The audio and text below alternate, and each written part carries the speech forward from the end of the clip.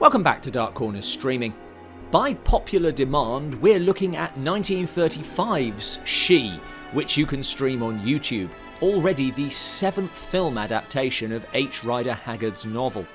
Produced by Merian C. Cooper, the film bears many of the hallmarks of cinema's premier purveyor of the boy's own adventure in its epic landscapes, relocating the story from Africa to Siberia, and native dances. You can also spot the traces of Cooper's biggest hit, King Kong, in the relationship between Leo Vinci and Tanya Dugmore. You think having me along is a nuisance?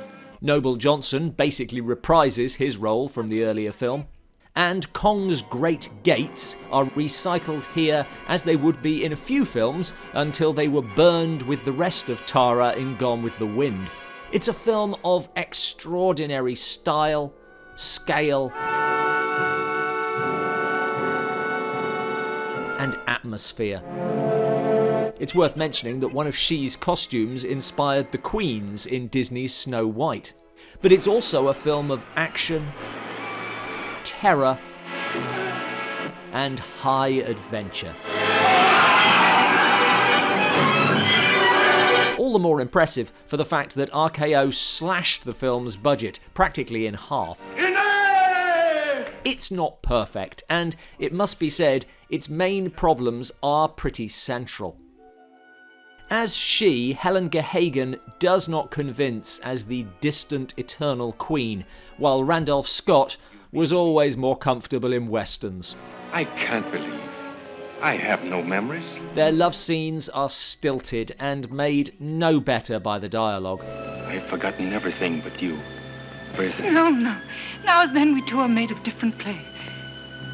Until you're as I am. Come no nearer. I'm speculating here, but while the screenplay is by Kong's Ruth Rose, additional dialogue is credited to Dudley Nichols, a favourite writer of John Ford, who, reputedly, cuts Nichols' dialogue to the bone. Who are you?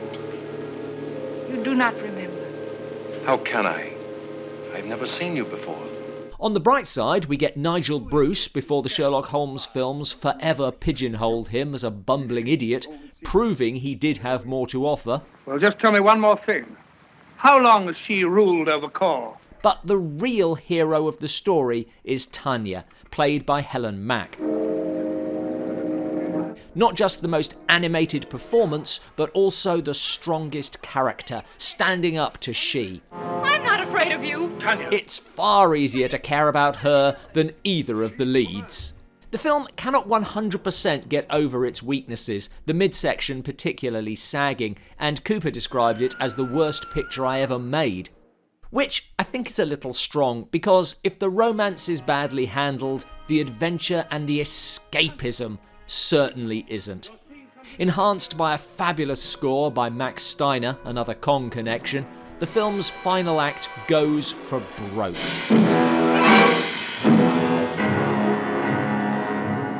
Its scope and scale recalling the spectacles of the 1910s, like Cabiria or even Intolerance. And nobody does this better.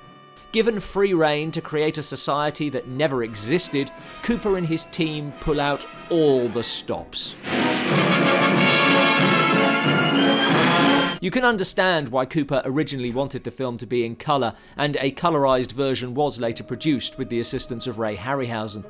I don't think this is a great film, but at its best, it takes that wild vision of exotic locales that still existed in people's minds at a time when parts of the world remained distant and mysterious, captures those outlandish, impossible dreams, and makes them real on the screen before us.